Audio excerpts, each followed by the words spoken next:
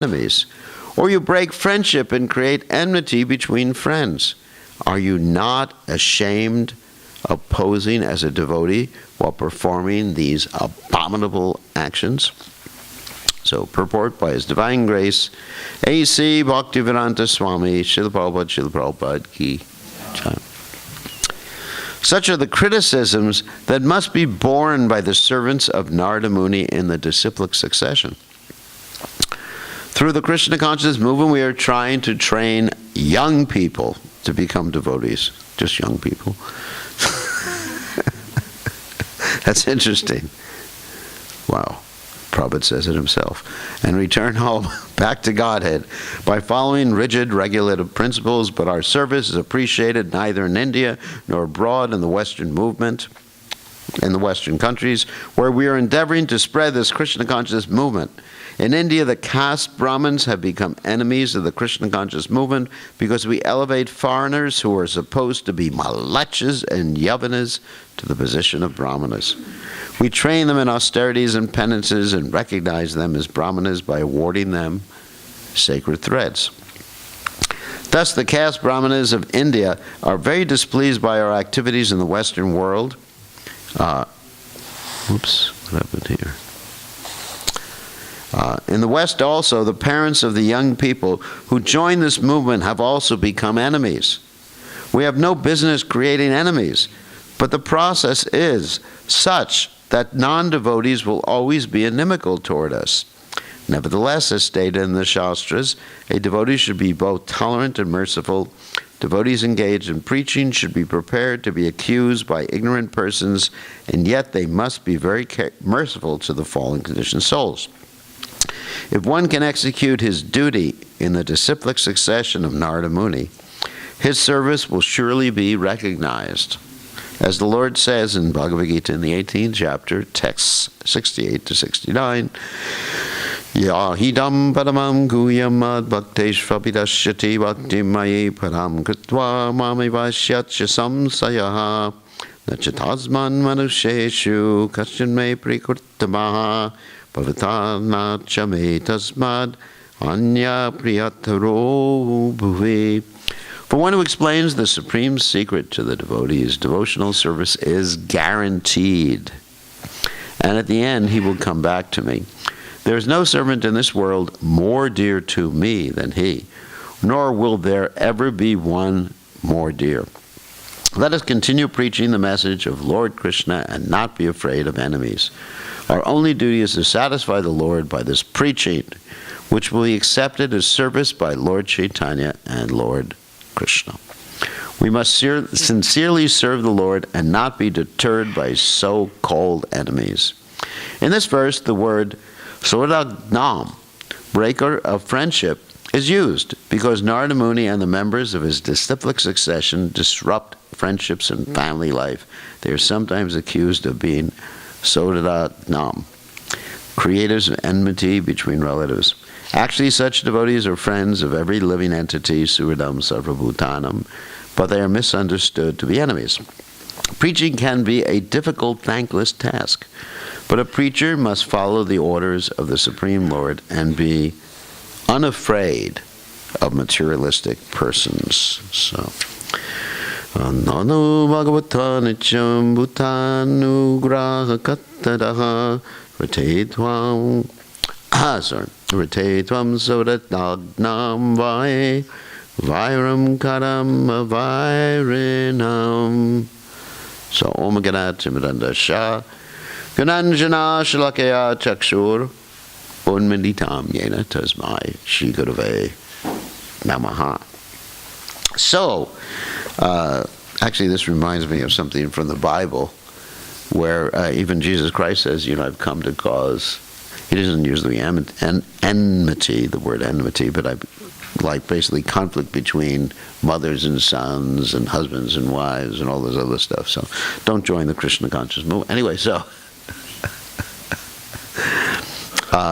so we see in the lives of practically every great devotee, they're confronted with conspiracies or enmity because they're interfering with people's sense gratification. And I'll give you an example. You know, we started talking about Jesus Christ, so I'll give you an example from the Bible. Jesus Christ actually got condemned by the priests more than he did than by the Romans. I think most of you know that.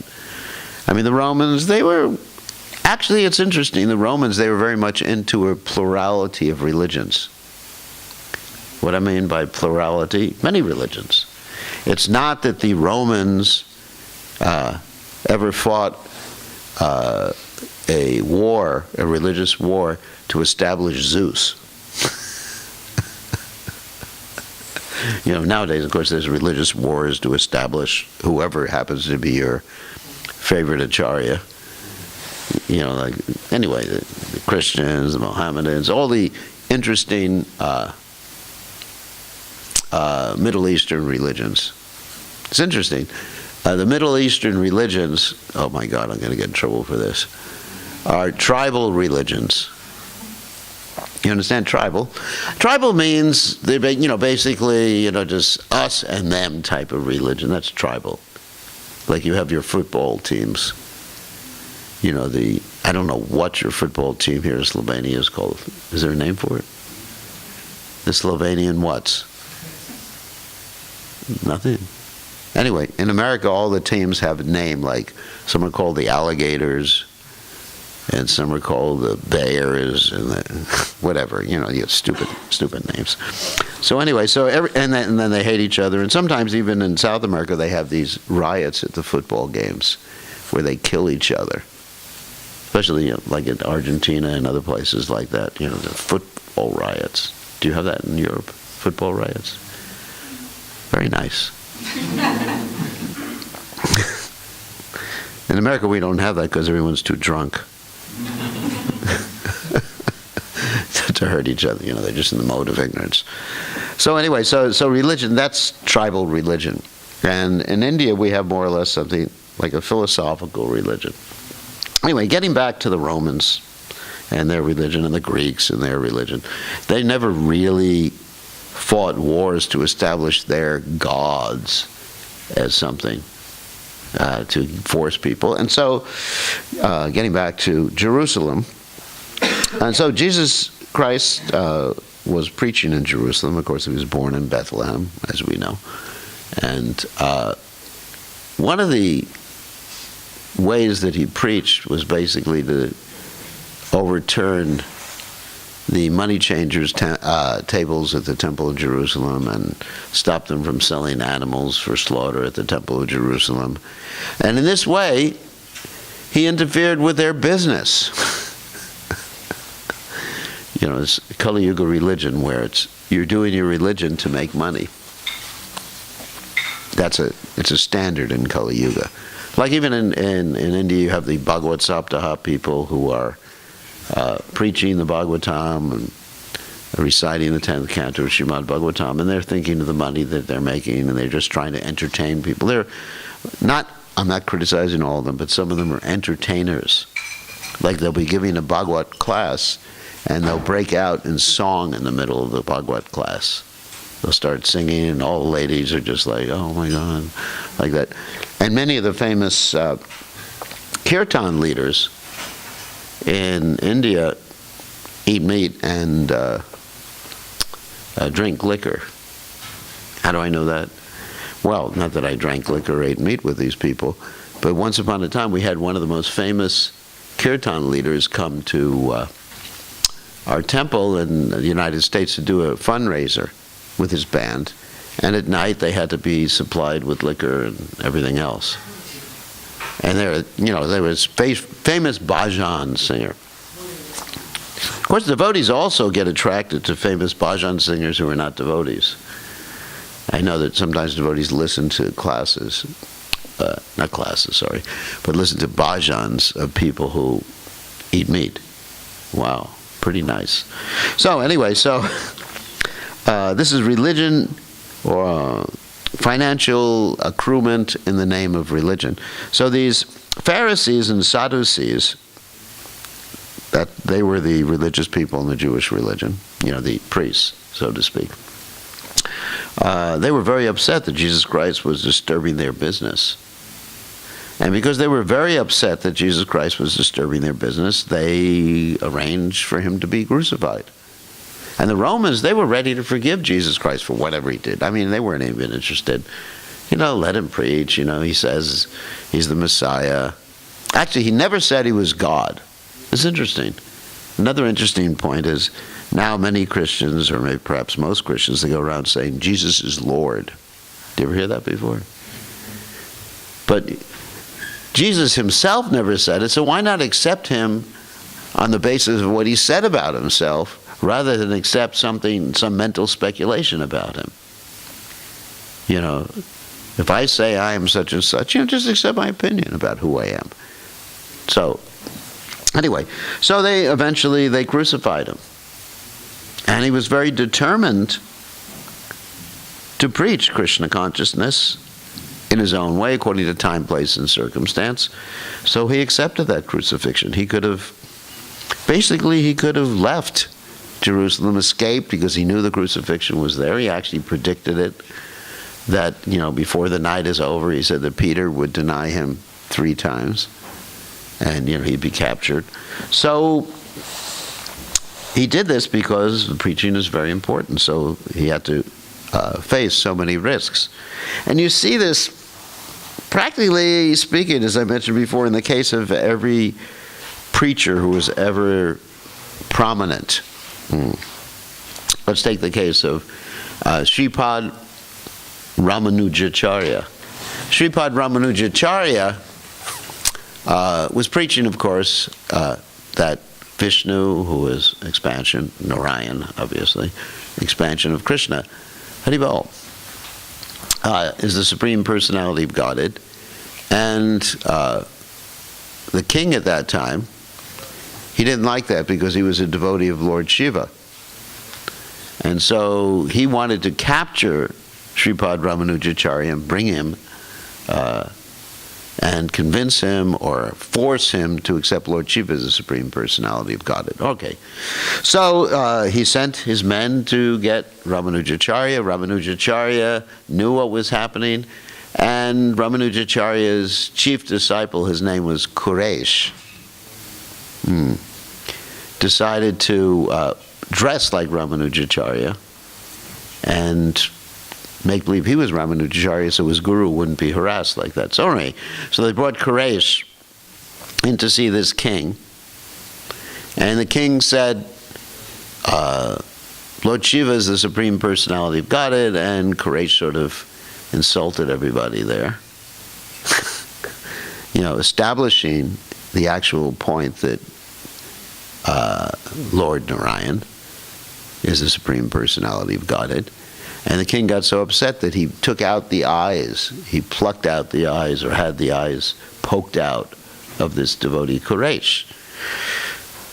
And so, actually this is an exhibition of Ramanujacharya's compassion and the devotee's compassion. So, Kuresh went back to his spiritual master, Ramanujacharya, and he told the spiritual master what had happened. He lost his eyes, and Ramanujacharya said, go to the deity, and the deity's name was Varada Daraja.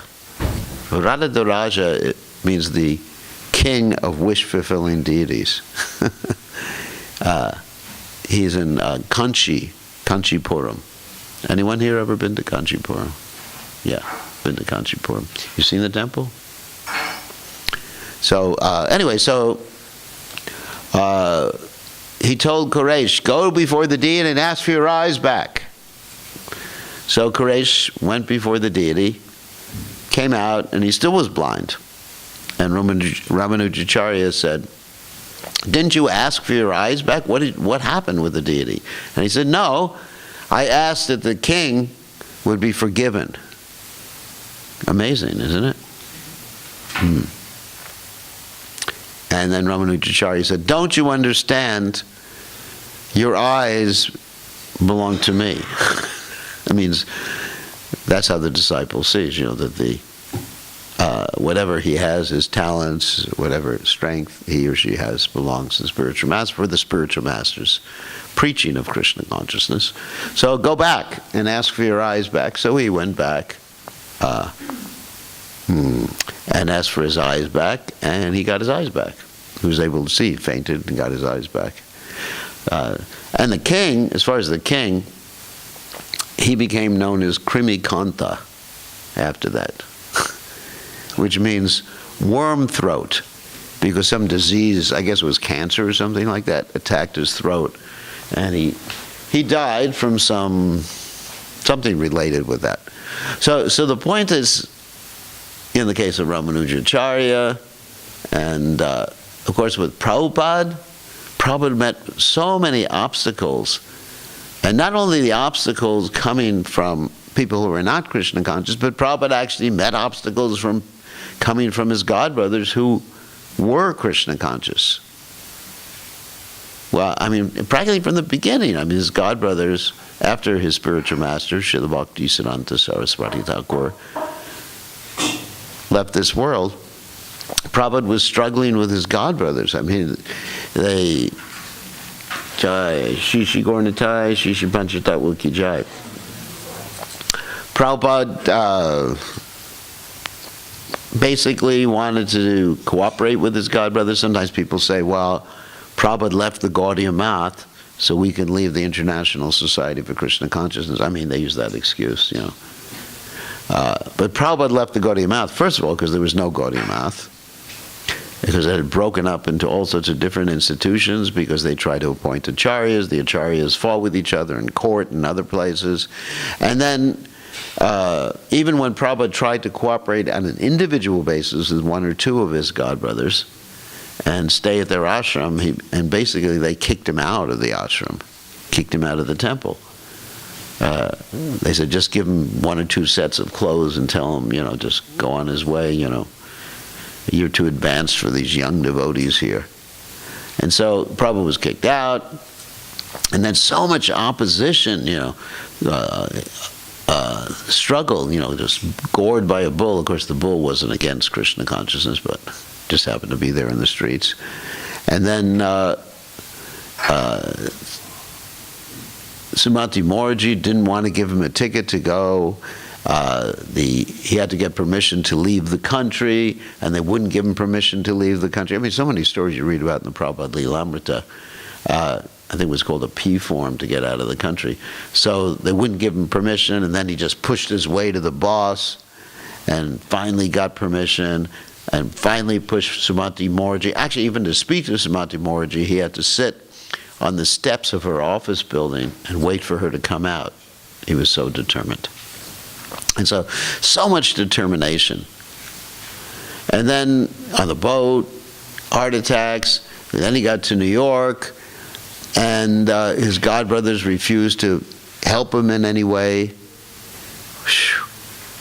Even though he had a place, he had a commitment for money to buy a place in New York, and his godbrothers wouldn't help him release the funds in India to send to New York.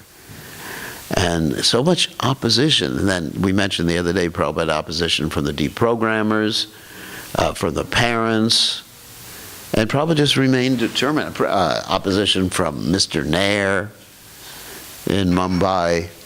I mean, so many stories like that, isn't it? And then, but Prabhupada never got discouraged. He just continued preaching.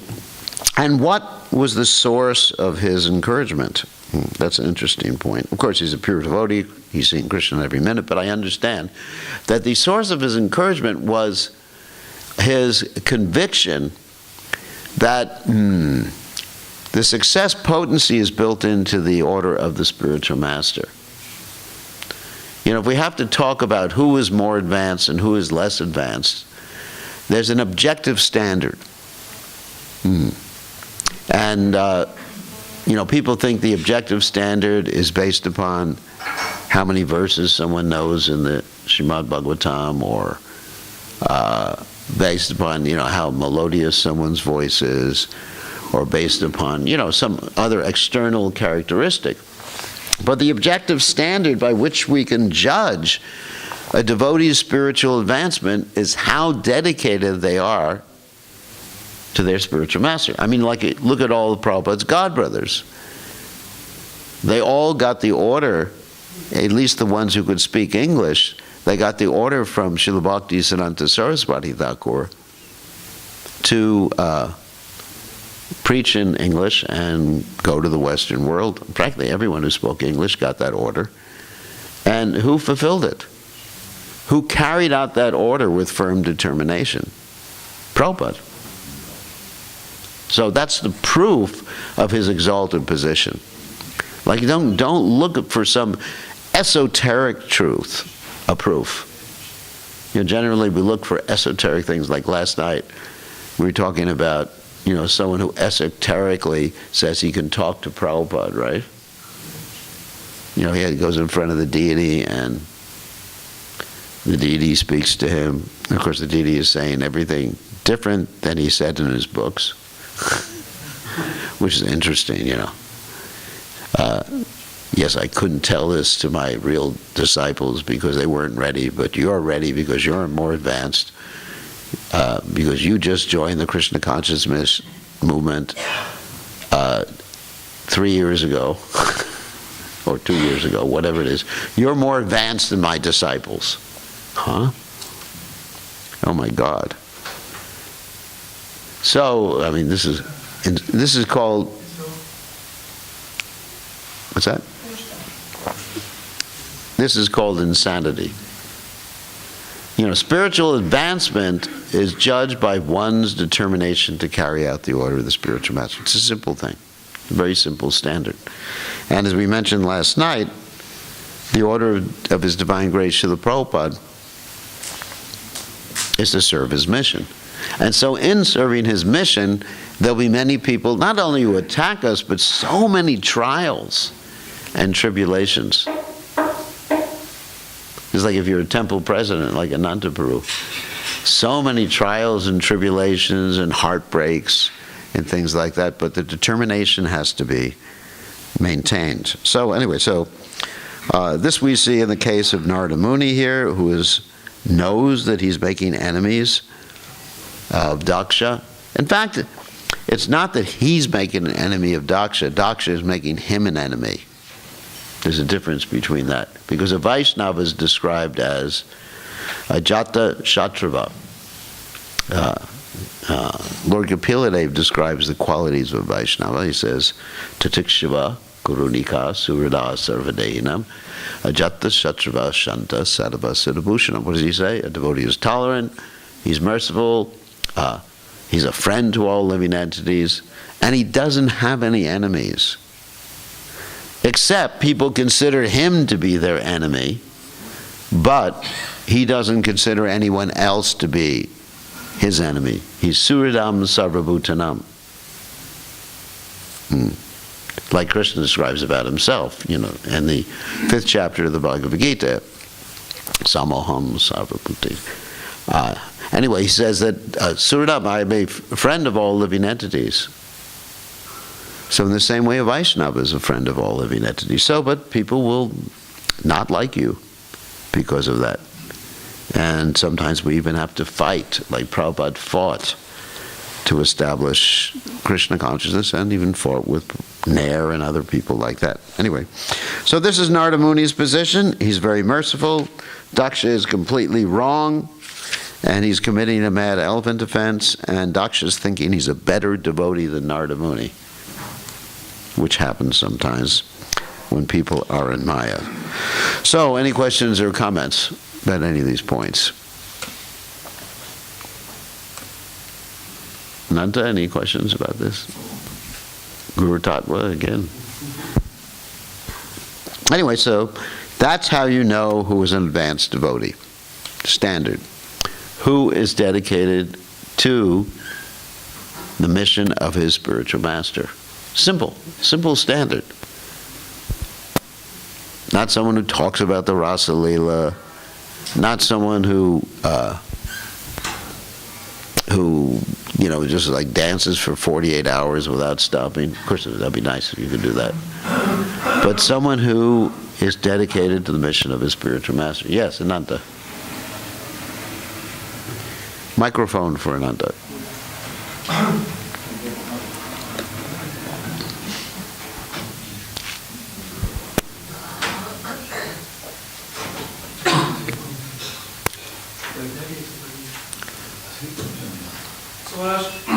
what if one's faith in Prabhupada representative is shaken or weakened by,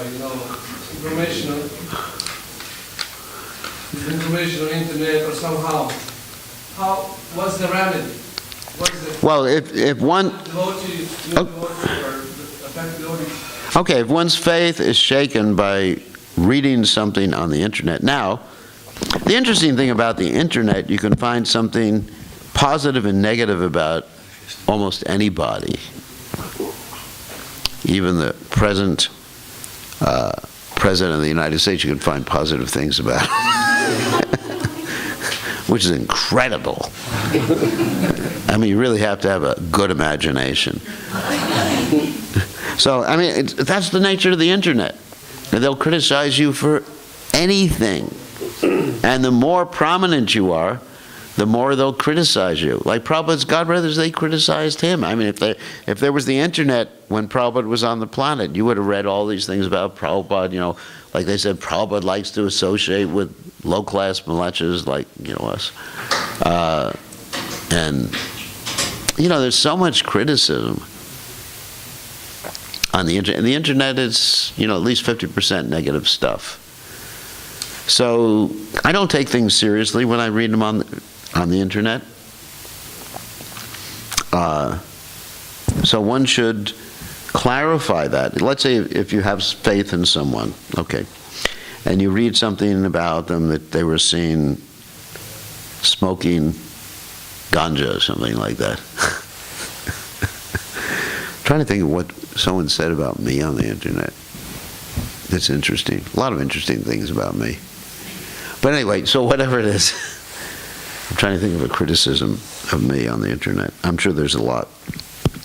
So then you should clarify that with the person who's being criticized. You could say, I read this, and or you can clarify that with the temple president and ask the temple president, what is this all about? And, sometimes there will be some valid criticism of someone. That's true. But ultimately, we take shelter in Srila Prabhupada and other advanced devotees in our Krishna consciousness movement. It's not that, if one person has trouble, that we throw the baby out with the proverbial bathwater. So, I mean, that's how someone should deal with it.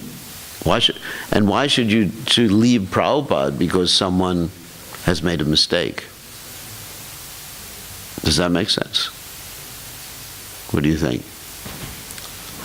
I mean, the reaction is that they approach Prabhupada by directly ignoring the... Yeah, but how do they approach Prabhupada? What's their methodology? Huh? Directly hearing from here? Speaking with him, for example? Well, I mean, you can hear from him. I can give you all Prabhupada's classes, which I have an MP3 form.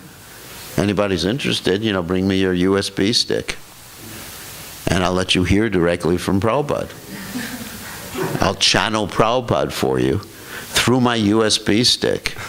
See, I'm even more advanced than these so-called psychics. Because I can just use a little stick, but they need a whole body to channel Prabhupada. You understand? Who is more advanced? I have Prabhupada on my mobile phone. I can channel Prabhupada through my mobile phone. Wow. I'm really advanced in Krishna consciousness. Anyway, so the point is, let them approach Prabhupada through his words and his instructions. And like we talked about last night, what are Prabhupada's instructions? That to serve his mission. Your love will be tested by how you cooperate. Love for me, how you cooperate. And would Prabhupada be pleased if someone left his mission? I don't think so. I don't think so. I mean, there has to be something objective. If everything is just mystical and misty, as Prabhupada said, then where's the standard of anything? Like, our philosophy is very objective. We have definitive information about Krishna, the living entity. You know, if I come up with my own philosophy, like if I say, well, the soul is not eternal. For example, like some people come up with their own philosophy and they say the soul at one point was born and then becomes eternal. But where does Krishna say such a thing like that? Krishna says, you know, the ajo nitya shashvato yam purano. That means aja. What does ajo mean? Does anyone know ajo? Unborn. Like jayate, you know, to be born. Ja means born. Aja nitya sashvato yam purana nahanyate hanya mane. Right. So Krishna says that. And if I come up with my own philosophy, then don't use the Bhagavad Gita I shouldn't use the Bhagavad Gita to propagate my philosophy. So don't use Prabhupada's name to propagate something that Prabhupada never said and never would say. So they're using Prabhupada's name, like the people in the Temple of Jerusalem who were using the name of God to make money. Right? They were changing money. It's interesting, you go to the holy places in India, and if you want to change a 100 rupee note, you get 80 rupees. Did you ever see that? And Govardhan, as you enter the Parikrama path coming from the city of Govardhan, going towards the tail of Govardhan, there's all these money changers. Because you want to give money to the beggars, so you give them 100 rupees and they'll give you like 80 rupees in exchange. Good business, isn't it? Nowadays, of course, professionally, that's called Forex. So we even had devotees in the past who wanted to make money through this Forex, didn't we? And they lost a lot of money, hundreds of thousands of euros. So anyway, the priests in the Temple in Jerusalem, they wanted to make money by changing money and by selling lambs for slaughter. So it was just based upon their own personal self-centered interest. That's why they arranged for Jesus Christ to be crucified, for that particular reason. Also the Brahmanas in India, the same thing. Because, why are they so concerned that Hare Krishna devotees from Malecha Desh will become Brahmanas? Well, they're concerned because it will hurt their business. They'll make less money. Anyone who's studied economics in the university knows that the more supply there is, the price goes down. Right? Anyone study that? Let's say there's a scarcity. There's no more rice in the marketplace. There was a drought or something. The rice will be very expensive. And so those who have rice to sell will make a lot of money. Prabhupada said that during a particular period in India, the businessmen, they hoarded the rice. They had rice, but they hoarded it. Hoarding it means they just kept it and didn't sell it, so to keep the price high. What does Saudi Arabia do with the oil? Does anyone know? And what's OPEC? Anyone know what OPEC is? No one knows. Anyway, sorry about that. OPEC is the Organization for Petroleum Exporting Countries. You learned something new from Bhagavatam class today. And so what they do is they meet and they decide how much they're going to produce because they don't want the price to go down too much. Did you know that? They restrict their production of oil. Because you see, anyone who's studied the market, sometimes the oil goes really high, close to $100, 100 euros per barrel. And sometimes it goes really low, and it just like goes up and down, and people are betting in the markets about the price of oil. So they meet to restrict the quantity, the supply, so that the price will remain stable or go up. In the same way, the brahmanas, they meet to restrict the supply of brahmanas, because brahmanas make money from doing brahminical things. One of the things they do is yagyas. Just like we had a yagya the other day. There's only one brahmana in the temple. Of course, so many brahmanas, but one devotee who can do the yagyas in the temple, right? How many other devotees you have who can do yagyas? You have Bart, but he wasn't here that day. So therefore, that Brahman, I'm not saying he's doing that, that Brahman can charge more money to do the yagya. So he charged us 5,000 euros to do that yagya the other, not really, that's a joke. Because we had no alternative. That's a joke.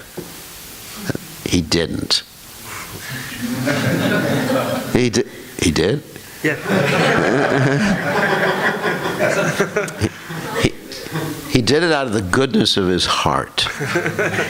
So, but in India, the brahmanas, traditionally, they would make their money from doing this sacrifice, different sacrifices, the different samskaras. Like if you want to have a name for your kid, you got to pay a Brahmin 100 euros or whatever it was.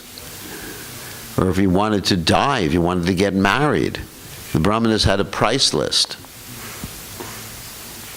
Actually, sometimes in certain ISKCON temples that have a large Indian congregation, they have a price list for different sacrifices. They actually do. They publish it on the internet. If you want to have a samskara, particular samskara, it's 100 euros, $100, and we take credit cards and like that. So the Brahmin comes, a professional Brahmin. And in Fiji, I experienced that a lot. There's actually a Brahmin organization. It's a legal organization because there's a lot of Indians in the country. And you have to be a legal Brahmin to do a marriage performance, whatever it is, and it's limited. So what happened in India is that there was a revolt against these Brahmanas, and the Brahmanas were upset there was a revolt thousands of years ago, and the Brahmanas were upset with Srila Bhaktisiddhanta Saraswati Thakur, and they even tried to kill Bhaktisiddhanta Saraswati Thakur. The famous story that they went to the police and bribed the police chief so he would look the other way when they killed Bhaktisiddhanta Saraswati Thakur. But the police chief naturally was afraid of killing a sadhu or having anything to do with killing a sadhu, so he revealed that to Bhaktisiddhanta Saraswati Thakur. He said, normally we take bribes so the people are killed, he admitted, but you're a sadhu, I don't want to take this chance. So the Brahmanas felt threatened. But it was because of personal, financial interests that they felt threatened. Not because they were concerned that too many people would go back to Godhead. So in Kali Yuga, the priests or the religious people, in general, have some personal interest for performing their religious activities. Anyway, so, does that answer your question, Siddhanta? Okay, another question.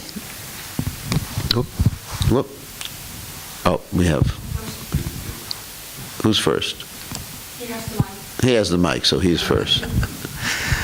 He's a man, he goes first. I'm just joking. Yeah. Why Srila Prabhupada created ISKCON? Obviously, there is a big reason why he created ISKCON. He can just write books, because directly Srila Bhaktisiddhanta Saraswati, he didn't give him such instruction in detail what should he do. She just give him instruction, preach in the West and write books and print books. Why did Prabhupada create ISKCON? Yes. Create ISKCON? Because he wanted to do what the Acharyas wanted, was to change the face, to create a revolution in the misdirected lives of an impious civilization, as the Bhagavatam said. He wanted to change the world. He was compassionate. He had the mood of Vasudeva Dutt, who was ready to sacrifice everything in order to liberate everybody else. And therefore, an institution is absolutely required. We mentioned this last night. You require a vehicle to make a large number of devotees, people devotees. Although there's danger with having an institution, there's danger with having an organization, as Srila Bhakti-Siddhanta Saraswati Thakur pointed out very nicely. But still, it's an absolute requirement. Because he wanted to change the face of the world. That was his intention. You need an organization to do anything substantial. To run a government, to run a...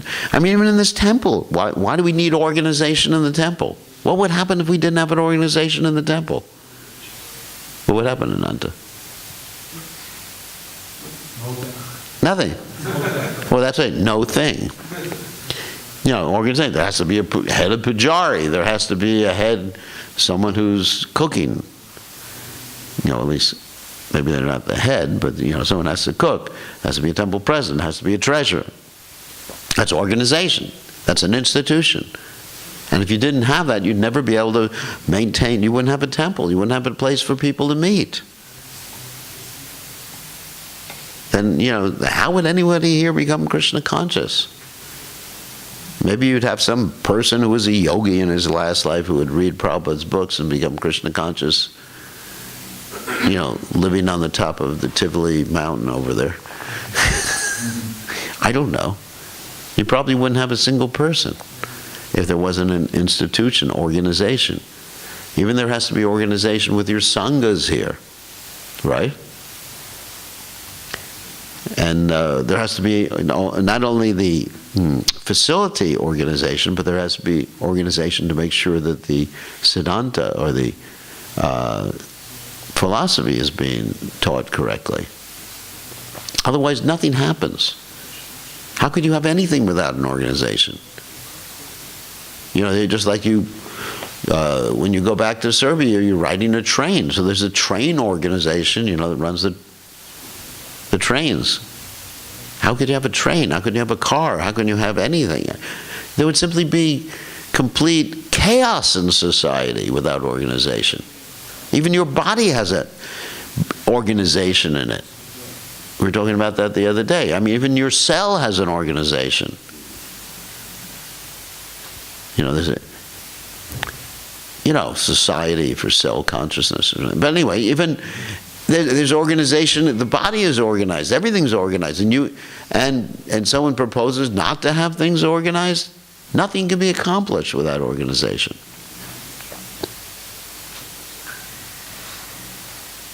You got to organize your own life. I mean, management is part of life.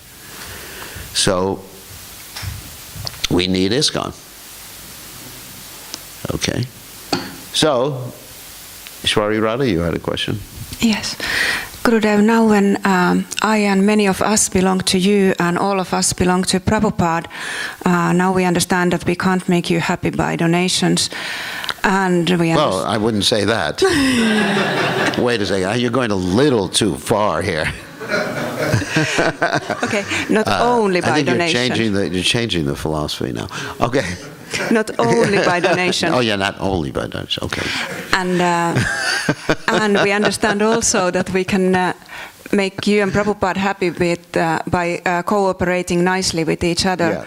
But what would do you and Prabhupada really, really happy? Extremely happy when devotees become Krishna conscious. Prabhupada asked that question. How can I please you, Prabhupada, by becoming Krishna conscious?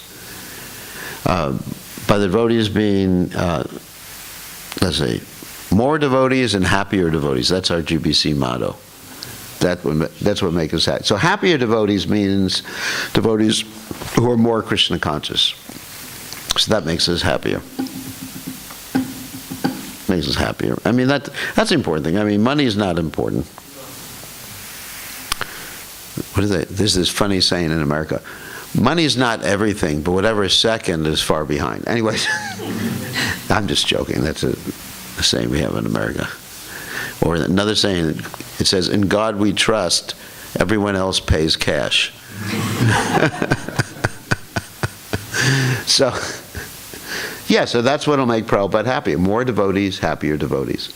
Not necessarily more buildings or more money or more deities installed or anything like that, but more devotees, happier devotees. That's the whole purpose of everything. More devotees, more Krishna conscious devotees. Okay? That's the important thing. And you need an organization to do that. And we have to cooperate. Organizations means cooperate, not chaos, not anarchy.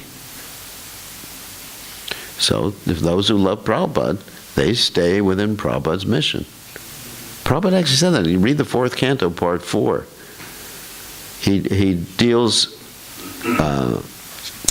specifically with this point, that when the guru passes away, the disciple should be ready to carry out the mission of the spiritual master. Otherwise, he should be ready to leave this world with the spiritual master.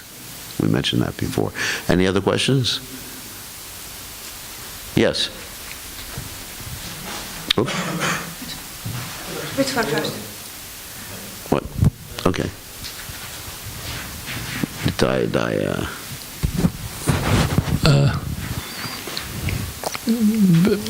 Da mi neko prevede, ja ću sada da kažem pa da neko prevede.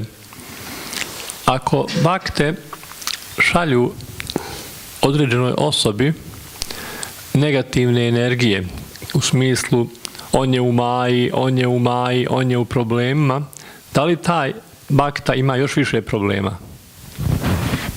Da mi neko prevede ovo. Someone says all the devotees, all his Maya, he's sending such thoughts into the ether. So does this mean that this devotee falls even more into Maya? That's an interesting question. We say about a devotee, he's a Maya, he's a Maya. Well, I give energy. yeah, we shouldn't say, he's a Maya, he's a Maya, he's a Maya. We should try to help the person. We're compassionate. Like Lord Chaitanya. Okay, here's an example. An appropriate example from the Chaitanya Charitamrita. Once upon a time, Lord Chaitanya was touring South India, and as he was touring South India with his servant, Krishna Das, Krishna Das was taken away by a bunch of gypsies, Indian gypsies. Not like you have in Europe, but a little different. And these are called Bhattaharis. And these Bhattaharis used to take people away by using one of their young girls. The young girl would go out and go to a young man, some brahmachari in the brahmachari ashram. And the young girl would say, Hare Krishna. I don't know what they say. I mean, I'm a sannyasi. How do I know what ladies say? And they say whatever they say, and they do whatever they do. And then what happened is this servant of Lord Chaitanya, he was directly with Lord Chaitanya. Pretty amazing. Can you imagine being directly, serving Lord Chaitanya means you were cooking for him, or at least carrying his water pot and everything like that. Wow. And so he follows this young girl like hypnotized. And he goes into the Bhattahari place, camp. And Lord Chaitanya didn't say, he's a Maya, he's a Maya, he's a Maya. He said, I'm going to rescue him. And so he went to the Bhattahari camp and he said, you have taken my servant, give him back. And the Bhattaharis, they also do some voodoo or mystic stuff or whatever they do. They came out with their swords to hurt Lord Chaitanya Mahaprabhu. But Lord Chaitanya Mahaprabhu, being the Supreme Personality of Godhead, enabled his Yogamaya potency or Mahamaya potency, and these swords turned on the Bhattaharis and chopped the Bhattaharis to pieces. So devotees should be very bold in rescuing someone if they've fallen into Maya. So this happened even with Lord Chaitanya's own servant. Can you imagine? I mean, if I was Lord Chaitanya's servant, whew, I don't think I'd ever leave. Would you, Ananta? If you were Lord Chaitanya's servant and some girl comes by, I would say, Hare Krishna. Actually, Shrutakirti Prabhu tells a story of how he was Prabhupada's servant and a similar thing happened to him. Not that he joined the Bhattaharis or anything, but Prabhupada told him, he said, don't go in the kitchen in Los Angeles. And because in the kitchen in Los Angeles, there were many young, pretty girls looking for husbands.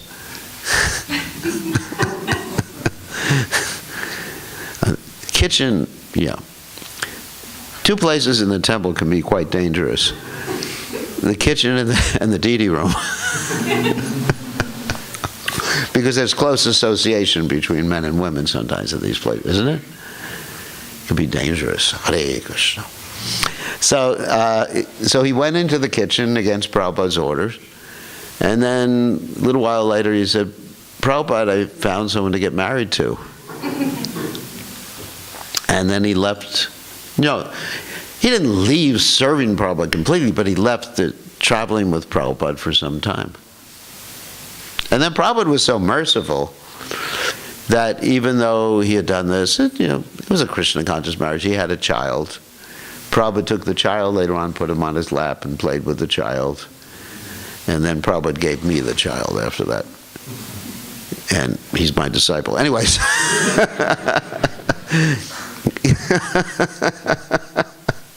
Prabhupada was merciful. I guess I was just as merciful accepting him. So, devotee's name is Mayapur Chandra. Some of you have met him, Mayapur Chandra. Anyway, those who have been in India with me or in America know. So the same thing happens that Prabhupada always tries to save someone. And Prabhupada gets upset if someone just criticizes someone who has difficulty. There was this sannyasi who had some difficulty, and another sannyasi broadcast the information, and Prabhupada got more upset with the devotee who was broadcasting the information than with the devotee who had fallen down. So what you're saying is true. If someone is having trouble, we should try to solve it. If there's a problem, don't criticize the problem. This is another point. Sometimes you get people coming to the temple and say, this is wrong, that's wrong. The other day in one of our temples, one lady came to the temple and she saw that Prabhupada had not been given a new outfit for some time, And she's a seamstress. And she said, argh! She became like Tadaka in the Ramayana. Anyway, I'm not going to tell you who Tadaka in the Ramayana is. She became like fire and went down.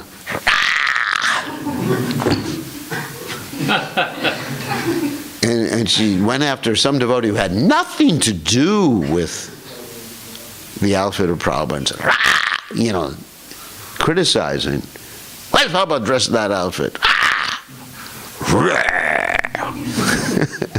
Sometimes when people are angry, it's like that, like a lion roaring. You ever see that? Even I'm scared of her. So anyway, so she did that, and I was just thinking, she's a seamstress. Why don't you just make an outfit for Prabhupada? You understand? So don't be part of the problem, be part of the solution. If you see there's some devotee struggling, don't say, he's falling. So get the hell out of there and save the guy. It's like in New York many years ago, some person was getting attacked on the street and people were sitting in their windows watching it happen. Isn't that interesting, He's getting attacked. Wow, look at the knife, it's going into him. So like many years ago, there was a fire. This is a good story, a Hare Krishna story. There was a fire in Australia in one building, and one lady, she wanted to jump. And the devotees didn't say, well, she's not the body, it's just her karma.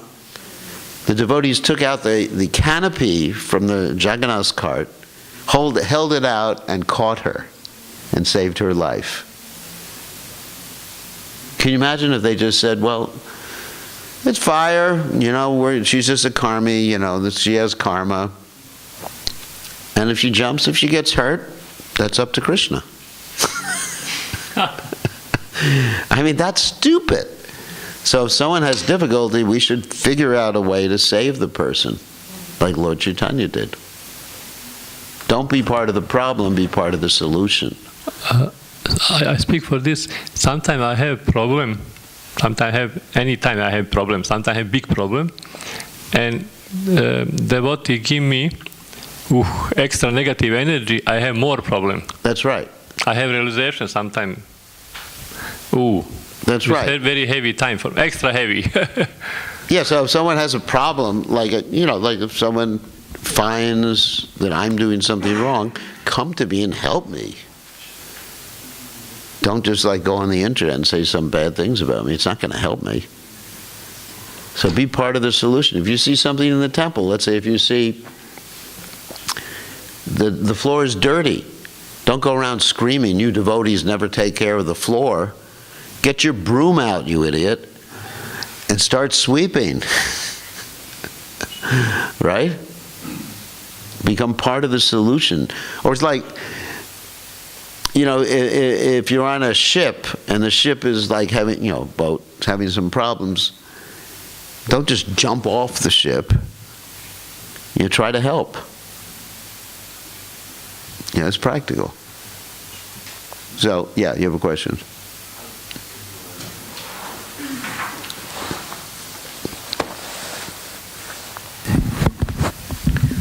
It's almost time for prasadam. It is time for prasadam. Oh, Krishna. Thank you for the lecture. There were many interesting things, but I have to choose one which is most important for me in this. I have many questions, but I've heard my spiritual, the spiritual master who accepted me as his disciple only once, like indicating that he was directly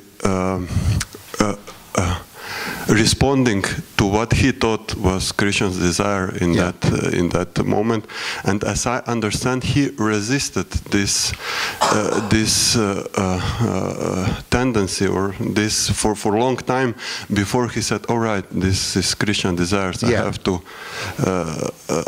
go. I have to step on this path." And we see that all advanced devotees, they of course, and Krishna says, we have to refer to the scriptures about everything, and we have to check with advanced devotees. But there is also one term called realization, that we are as whatever we are, as whatever level of advancement we are on, we are seeking for some personal realizations that we perceive with our impure senses or with relatively purified. Right. So, I mean, behind that desire to directly come in contact with Prabhupada is some good sentiment. Oh yeah, that is very good. Probably, but there, somebody might say that is vanity, but that's not necessarily vanity. That's true. Maybe it's some sincere desire, because when we very rarely hear our spiritual masters speak about their direct realization, and that's also the etiquette.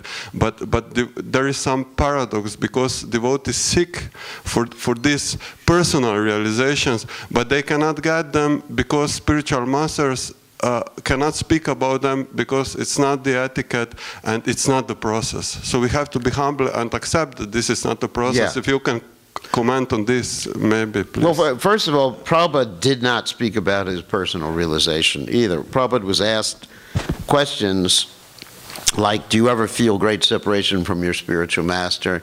And the way Prabhupada answers that question, you don't need to ask.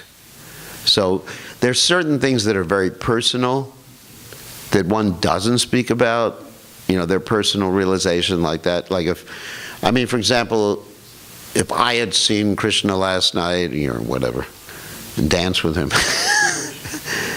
which I didn't, I assure you I didn't. I saw Yamaraj last night. Anyway, so and I didn't dance with him. But if I had seen Krishna last night, I wouldn't talk about it. The pure devotee hides his spiritual ecstasies. I mean, we mentioned the other day, once in a while Prabhupada's ecstasy would come out. And he's very humble about, very humble about expressing how he was fighting against Krishna's desire and finally gave in. Like Prabhupada did the same thing. Prabhupada talked about how he had many dreams of his spiritual master saying, take sannyas, take sannyas. And Prabhupada said, when he had the dream, he was horrified. So that indicates that, but it's not that Prabhupada was fighting against it, but he was humbly portraying his position. A devotee is very humble. He considers himself to be fallen. As soon as we consider ourselves to be exalted, we're in trouble. As soon as I say that, I'm Krishna conscious, I'm, whatever, I'm free of material desires, or, I saw Krishna last night, or whatever it is, that's it, that's it. I'm probably going to get smashed really badly after that particular statement. So one has, a devotee just doesn't speak, but he can reveal his internal realizations to his spiritual master and to more advanced devotees, but not in public. I had one of my disciples came to me the other day with, very nice, advanced realization, and he said, should I speak about it with my wife? He asked me, and his wife, obviously. And he said, and I said, no, just keep it to yourself, because when you speak about it, it says you keep your Ishtadeva hidden, you keep your japa beads hidden, your relationship with your spiritual master. I mean, it's hidden. Not, of course, you tell people your spiritual master is, but it's just these are, or a wife's love for her husband, or husband's love for his wife. Nowadays, in the modern world, you see everything happens in the open, but traditionally in India, you didn't have boys and girls walking arm in arm, hand in hand together. I mean, when I first went to India, the wives and the husbands would actually even walk separately when they were walking in a holy place. Things have changed in India too. Like the wife, they would walk. The women would walk with the women. The men would walk with the men. And now when I go to Govardhan, I see couples walking hand in hand around Govardhan. Loving exchange around Govardhan. So, but that's something private. I don't want to see someone's private loving exchanges. It has nothing to do with me being a sannyasi or not being a sannyasi or something like that. Of course, I like to see people's loyalty to their wife and husband. That I like to see. That's the real evidence of love, isn't it? The evidence of love, I mean, let's just talk about even in this material world, in a marriage situation, is not the hearts and the flowers and the hands and the, little kisses or what. Yuck. And so it's not those things. It's that one's loyalty is the evidence of love. Just like in the marriage ceremony, at least, that I know about, they say, do you promise to stay with this person through happiness and distress, heat and cold, pleasure and pain, summer and... No, that's Bhagavad Gita. So, but it's similar to the verse in the Bhagavad Gita.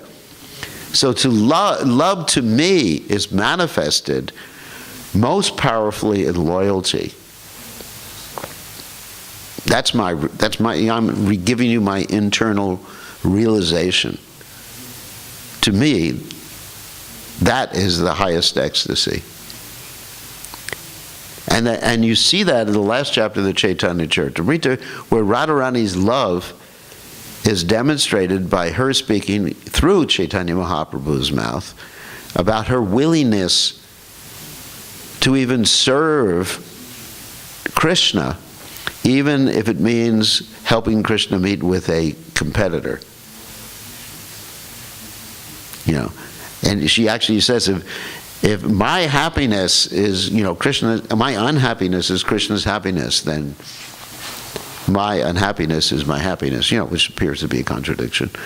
But actually that's the loyalty and dedicate, to me, That's realization. Loyalty, dedication, and that's the gopis. You know, you could say, well, the gopis, it's the dancing, it's the hearing the flute and everything. No, it's the loyalty and the dedication to pleasing Krishna. Because when we hear about the pastimes between Krishna and the gopis, we conditioned souls generally think it's just like, wow, we get to enjoy Krishna. Gopis get to enjoy Krishna. No, they're simply thinking of giving Krishna pleasure. That's realization, isn't it? So I'm hoping in the future to simply think of giving Prabhupada pleasure, or giving Krishna pleasure. And that means, ignoring my own happiness and distress. Is that right? So that's what it means to follow Prabhupada. Right there. And that's realization. All right, I've revealed my internal realization to you. I've done something I shouldn't do. But that's my internal realization. I hope to be at that platform. Okay, wow. My external realization is it's time for prasadam. What? Announcements? Oh, announcement. We just received news from Prabhupada that his father just left. Oh. So he asked if you can chant. All right. Hare Krishna, Krishna Krishna, Hare Hare, Hare Rama, Rama Rama, Hare Hare. So that's, of course, Urukram and Abhinandan, too. Two devotees who's, they're twins, and their father left body. Where was he when he left his body? No, not Urukram. He was in the hospital. Were the devotees with him, or Urukram with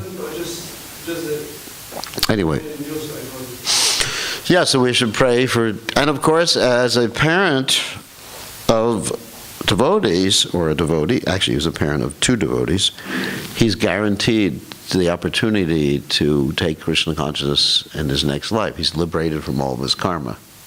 And he has the opportunity to take up Krishna consciousness. So it's very fortunate. And anyone who's in Krishna consciousness is assisting and serving their parents.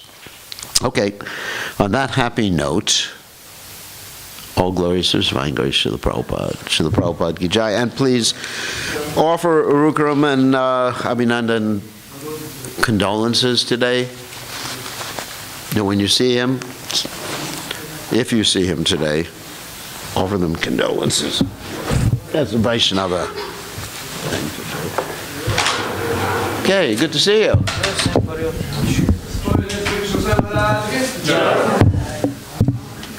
Your name is interesting.